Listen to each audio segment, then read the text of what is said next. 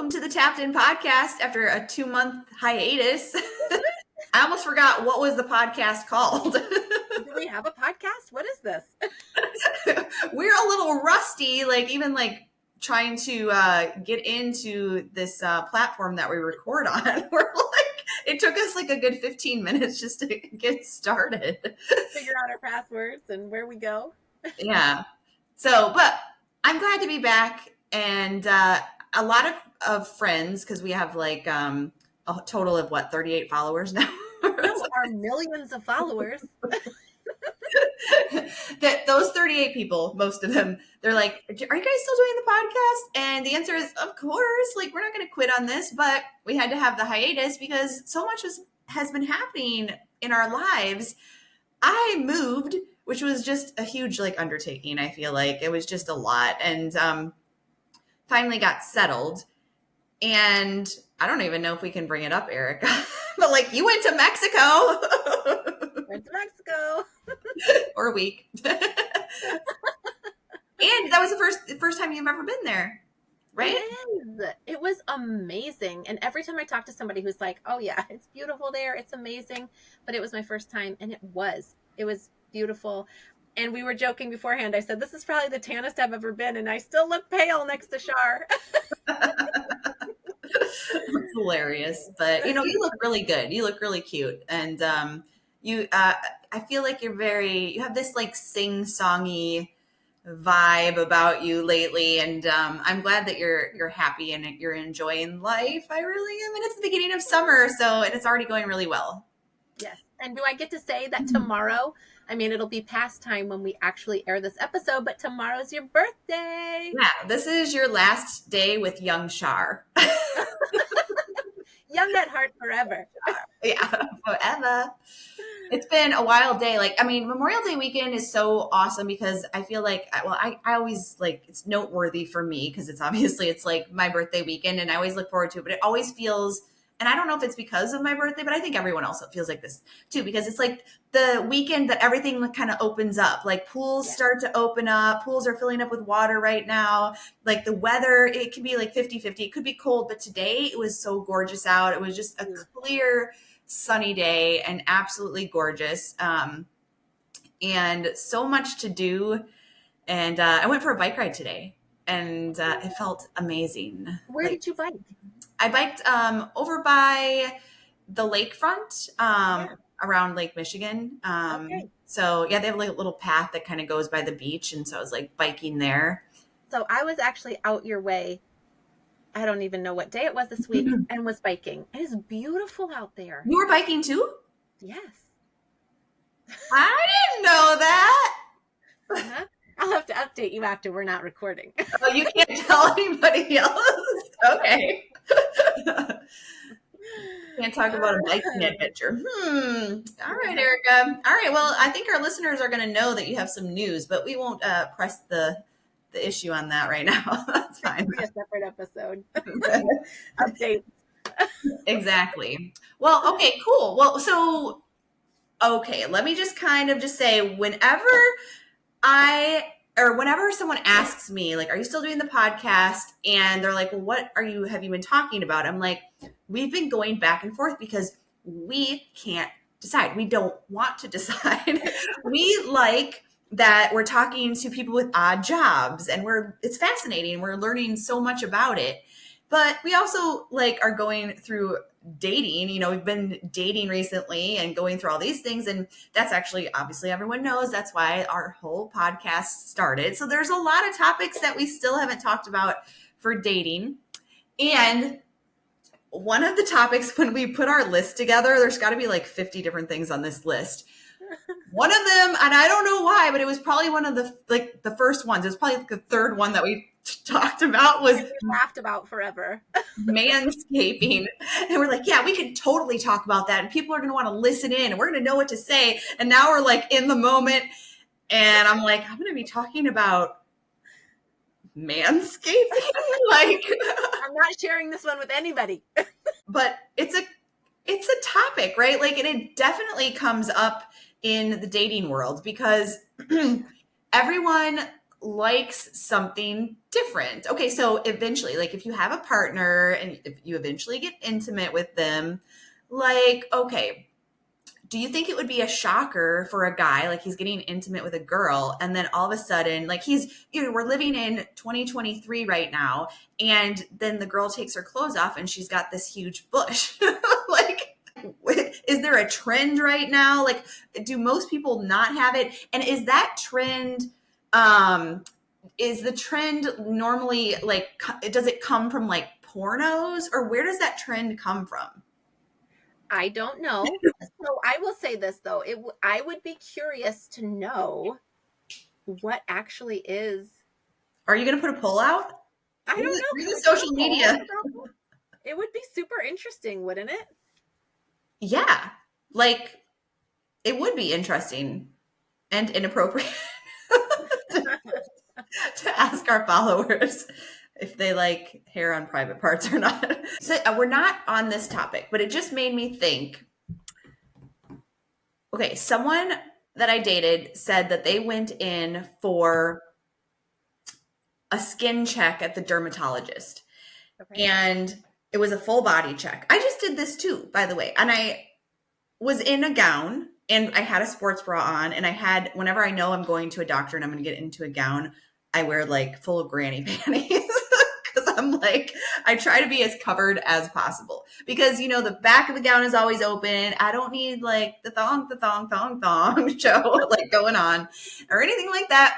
And so okay, so you get the picture. Like try to cover up, and no doctor is going to, he might pull away my gown to look, but he's not going to like pull open my sports bra or like check underneath my underwear for anything. Even if it's like a skin check, he'll say, do you notice like any abnormalities in that area? And I might be like, well, I do have one here. And I have like a little mole like underneath my belly button, but he didn't like full like take off my gown, so he didn't see it. So I said, well, I have this, and I kind of did this really weird like adjustment of the gown just to show the air. I was like still covered up everywhere else, and then I made like a little hole in the gown and just showed the tiny little mole. And he goes, yeah, that one's fine. Anyway, this guy went to a dermatologist, and she pulled down his underwear and grabbed his penis and like looked like under it and around it like this. And he was telling me this, and I'm like, what? Why did she need to do that? Is that a thing? Like, that is what they're, I mean, was she just being super thorough? I mean, I can't imagine it was anything else than her just being a doctor, but really? Was that necessary? I can't imagine like actually holding a guy's junk and like looking at it like that. What do you think? I don't know. I mean, I guess, yeah, that would be really thorough. I mean, like how, I mean, okay. I don't know what to say with this. Like how could maybe, I don't know. I But would there is love to something know. to be said for like how often is a person checking themselves in those areas to see if there would be some sort of abnormality, right? So then Yes. I don't know, maybe she's just a really thorough doctor. But why wouldn't like she grabbed it? Like, shouldn't he be? I don't know. Like, Yeah. that's kind of weird. I'm Not all that like, I was don't think she she like gloved? Please tell me she was that. I gloved. don't know. I did not ask. Hmm. But Interesting. I mean, I'm just trying to think. Like, there's another time where this was actually when a long, long time ago when I was like a teenager. And my friend said she went to the doctor and she had a sports bra on, and that I will always remember this because every time I go to the doctor, I'm like, I'm going to put a sports bra on and nobody better go underneath that sports bra for anything. Because she said, and she was like the first one in the class to like get boobs and stuff, and it was like during that age. So she was like, she had big boobs, and so she had the sports bra on and went to the doctor, and he, instead of like listening with a stethoscope like here, like in the top, he went under the sports bra and like through like the cleavage and like listened to it like this with his hand like under the sports bra, Oh, listen to the her heartbeat with the stethoscope. And I was like, I don't think that was necessary. And she's like, he was a doctor. I'm like, how much do doctors get away with here? well, Just making it an excuse. yeah, that's a good question. I mean, I'm having flashbacks to what was that movie of the 80s or 90s with the doctor, The Hand That Rocks the Cradle? Do you remember Oh, that movie? no, I don't remember that. Oh, yeah. He was a gynecologist who like was feeling up ladies, and then one of the women spoke out, but then it's like one of those mystery thriller movies, and the wife of him, because he went to jail or something, and she tried to take revenge on the woman who brought charges against him or whatever. Anyway, Oh, but it makes me think about that because that's what was happening. They're like, he's a doctor and maybe that's what he's yeah. supposed to be doing, but he was not doing what he was supposed to be Is doing. he feeling up the women? Is what you said? Or I like, mean, oh, yes, something like that. I don't remember because I was probably too young to even be watching the movie, but uh huh. saw it anyway. So So I feel like so these doctors, I know that like when you do go to a gynecologist, like the doctors do have to give you a breast exam, like, and you can obviously refuse it, but that's all like part of it yeah, all. Um, and they are very careful. Like they don't look, I don't know about your doctor, but my doctor does not look directly at me. Like he'll look away and then like use like jabbing fingers. Like, there's nothing intimate about it at all. It's like yeah. all the way around. And he's still talking to me and asking me questions about like, so what are you going to do this summer? Like, and I'm like, I love how they have like a full conversation with you to do the whole exam. They're like, spread your legs. And then like, because it's always, if it's a guy, then he has like a woman in as an assistant. And this last time that I went in, they're like, oh yeah, so what, and you went to the lakes wherever and you did some fishing? Oh my goodness. And like all this. And he's like looking at me and then like over back to her. And I'm like, God, when is this going to be over? Especially when, okay, I don't know if I'll be airing this at all, but they have to stick their fingers in you and they feel like your ovaries. So they press on the outside and press on the inside to feel your ovaries to see if there's like any cyst on there, if there's any pain or anything. That is even more awkward when he's got his fingers in you and is like having a conversation. And I'm like, and I know he's like, he's not just standing there, like he's still working, but Yeah. like, Yeah. Oh, the joys of being a female, right? Like, you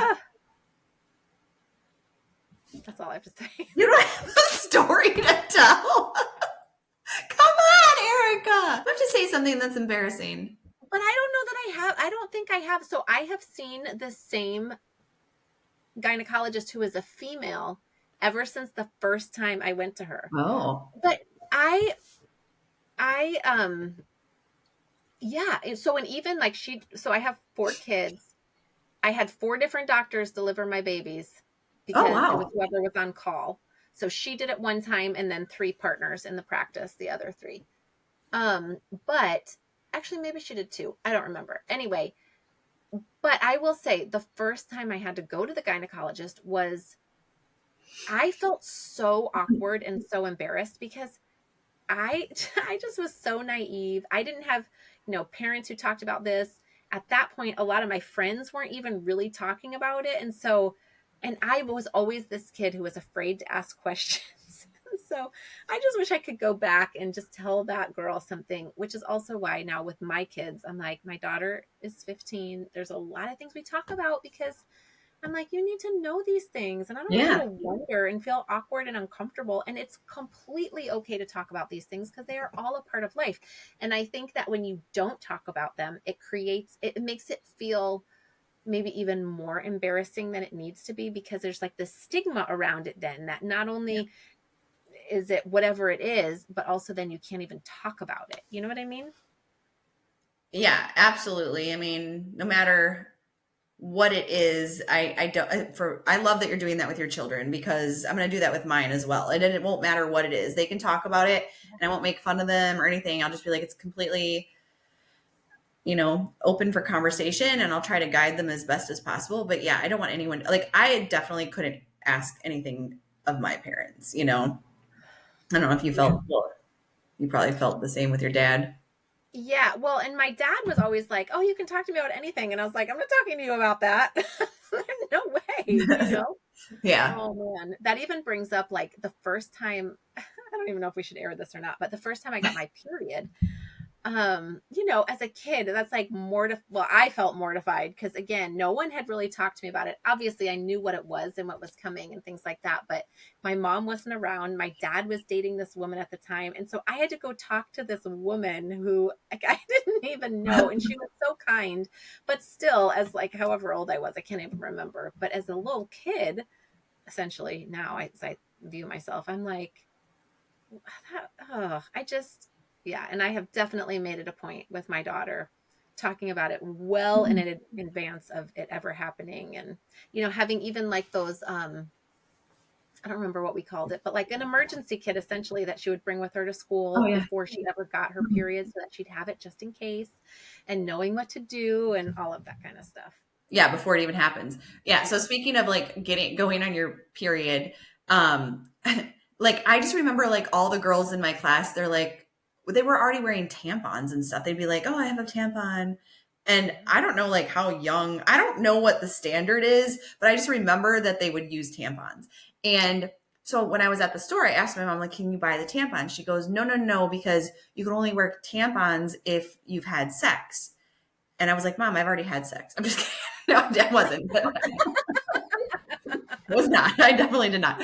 But I was like, oh, I didn't realize that, and I didn't really understand why. I was just like, I thought this is what you're supposed to wear. She goes, you have to wear pads, and so she got me the huge pads that you would pack in your underwear that were just enormous. Yeah. Did I mean, did you have to wear? Yeah. Oh, yeah. I started with pads and it was awful. And actually, I don't even remember how I ended up switching to tampon. Well, okay. No, no, no, no. I take it back. Rewind. Okay. When the first time I got my period, oh, this was awful. So I talked with this woman my dad was dating, and she didn't have pads or anything. All she had was tampons, but it was like the old school kind where there's no applicator or anything. Is that what it's even called? Like, Yeah, I think so. Yeah. yeah, okay. I'm like, is that what it's called? Or anything like that. And it was so painful, like as for the first time using a tampon. I'm like, I don't even know if I did this right. It was awful. And then after that, I was like, I'm never using tampons again. And Oh, so really?